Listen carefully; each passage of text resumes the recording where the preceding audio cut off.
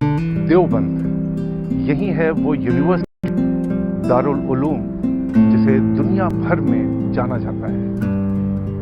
ام المدارس کہتے ہیں یہاں کے مدرسے کو، یعنی وہ مدرسہ جو پوری دنیا میں پھیلے ہوئے مدرسوں کی ماں ہے۔ 1866 میں اس کی شروعات ہوئی اور 2017 میں یہ 150 سال کا ہو جائے گا۔ تو آئیے آپ کی ملاقات کرواتے ہیں دارالعلوم دیوبند سے۔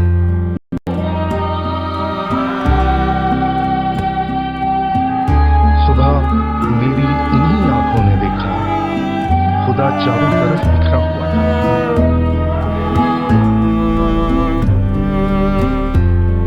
1866 میں یہاں اس چھتا مسجد سے، جہاں ایک انار کا پیڑ ہوا کرتا تھا، پہلے استاد ملا محمود دیوبندی نے اپنے پہلے شاگرد محمود حسن کو سبق پڑھایا۔ پہلا استاد بھی محمود اور پہلا ودیارتھی بھی محمود۔ وڈمبنا دیکھیے کہ یہاں کے پراچین قبرستان میں دونوں آس پاس آرام کر رہے ہیں۔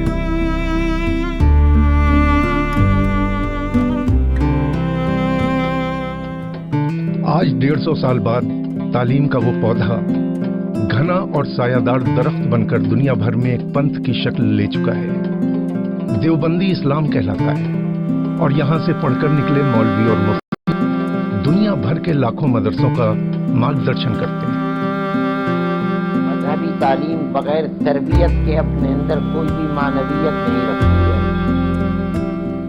اس لیے مدارس اسلامیہ ہوں یا دارالعلوم دیوبند، بنیادی طور پر بچوں کو اپنے یہاں رکھ کر کے جو ان کو تعلیم اور شکشا دیتے ہیں اس کی تربیت بھی ان کو دیتے ہیں۔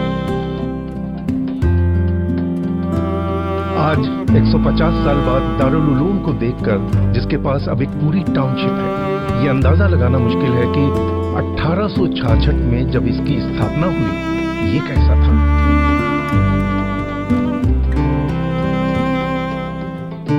مراد آباد، سہارنپور یا میرٹھ جیسے استھان ودیارتھیوں اور دوسری سویدھاؤں کے لیے زیادہ انوکول ہو سکتے تھے۔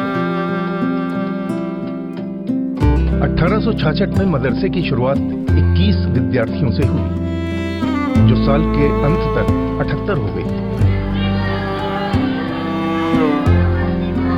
ان میں 58 ودیارتھی دیوبند سے باہر کے تھے۔ یہ ودیارتھی بنارس، پنجاب اور کابل تک سے آئے تھے۔ 1896 تک، یعنی ان 30 ورشوں میں دارالعلوم سے 277 ودوان پوری دکشتا پراپت کر کے نکلے۔ کہتے ہیں کہ 277 ودوانوں نے دیش ودیش میں جا جا کر دارالعلوم کی کامیابی کی آدھارشلا رکھی۔ 1895 سے 1930 تک کی اپنی یاترا میں مدرسہ عربیہ اسلامیہ دیوبند واستو میں دارالعلوم یعنی یونیورسٹی بن گیا۔ عالم کا کام یہی نہیں ہے کہ وہ صرف علم طالب علم کو دے، نہیں، رسول اللہ نے جس طرح نمونہ بن کر امت کو دکھلایا، صحابہ کو دکھلایا اور انہیں سکھلایا علم۔ عالم کا کام یہی ہے کہ وہ علم سکھلائے اور نمونہ بن کر کے ان کو دکھلائے کہ یہ طریقہ ہے زندگی گزارنے کا۔ اس دور میں دیش ودیش کے لگ بھگ 1700 ودوان تیار ہوئے۔ 1930 سے 1981 تک کا سفر اس کی بڑی ترقی کا دور ہے۔ اب یہ ایک انترراشٹریہ سنستھا بن چکا تھا۔ اس دور میں 4483 ودوان یہاں سے نکل کر دنیا بھر میں دیوبندی وچاردھارا کو پھیلانے لگے۔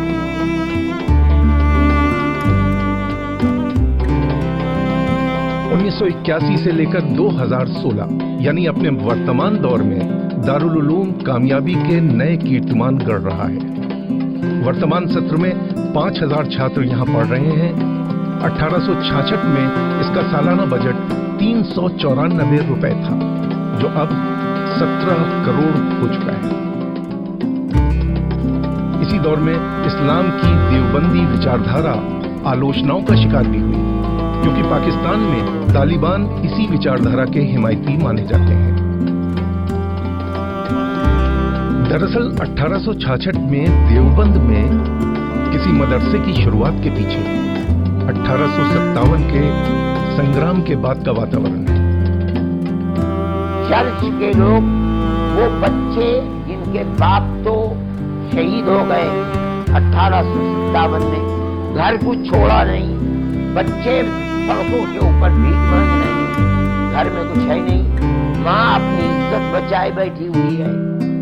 इन्होंने उन बच्चों के हाथ को पकड़ना शुरू कर दिया, हमें दो बच्चे, हम इन बच्चों को पढ़ाएंगे, लिखाएंगे, मुफ्त पढ़ाएंगे, मुफ्त लिखाएंगे। ये देश में मुगल शासन का अंत था, इस्लाम खतरे में है, ये भय सबसे पहले इसी काल में शुरू हुआ और इस्लाम की रक्षा के लिए दीनी तालीम की जरूरत को सबसे बड़ी जरूरत के रूप में देखा जाने लगा। मौलाना मोहम्मद कासिम नौनातवी और उनके साथी मौलाना रशीद अहमद गंगोही के अंदर जो भावनाएं काम कर रही थीं, उसके नतीजे में दारुल उलूम की नींव रखी गई।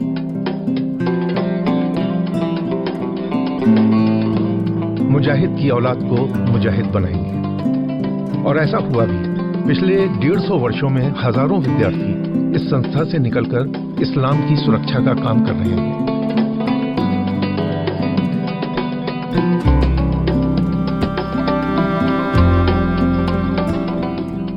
श्रीलंका, जावा, सुमात्रा, बर्मा, चीन, Mongolia, Tatar, Kazan, South Africa, Bukhara, Samarkand, Afghanistan, मिस्र, शाम, यमन, इराक, यहाँ तक कि मदीना और मक्का के विद्यार्थी यहाँ से ट्रेनिंग लेकर गए।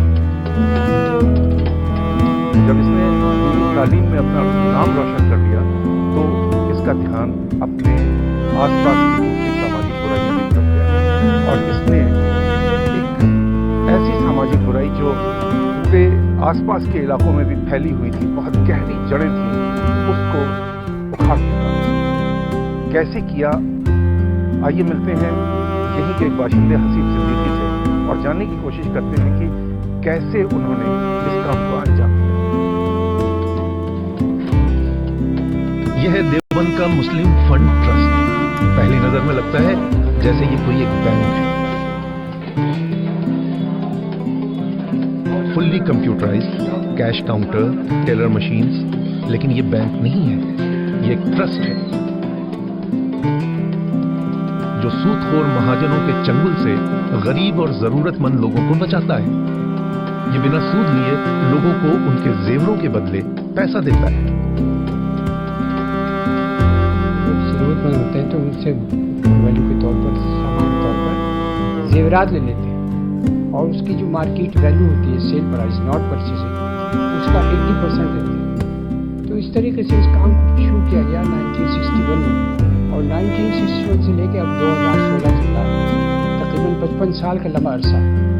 इस 55 साल के अंदर हमने 1 अरब से ज़्यादा लोगों को रुपया बांटा है और ख़ास बात यह है कि इस 55 साल के अंदर इसके जेवर हमने नहीं बेचा। इसका दरवाज़ा सबके लिए खुला हुआ है, क्योंकि मिला तबलीग मजहूब मिलत हम इस काम को करते हैं। हिंदू हो, सिख हो, ईसाई हो, मुसलमान हो, सबको देते हैं। वजह क्या है कि हिंदुस्तान का मिजाज जो है वो किसी पर्टिकुलर कौम के साथ नहीं जुड़ा हुआ। इसमें 14, इस मुल्क के अंदर 14 ज़बानें बोली जाती हैं और हर तरह के मुख्तलिफ कल्चर के लोग रहते हैं। यहाँ हम किसी एक कौम के साथ मामला करें ये मुनासिब नहीं, होना सबके साथ है। गुर्बत जो है वो हर जगह पैर पसारे रहती है। हिंदू के घर में नहीं रहती है, सिख के घर में नहीं रहती है, ईसाई घर में, मुसलमान घर में। गुर्बत कहाँ नहीं रहती, हर जगह रहती है।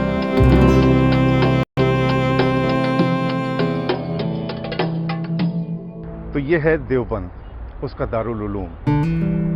हर तरफ एक अनुशासन भरी जिंदगी, इत्र और बिरयानी की खुशबू में।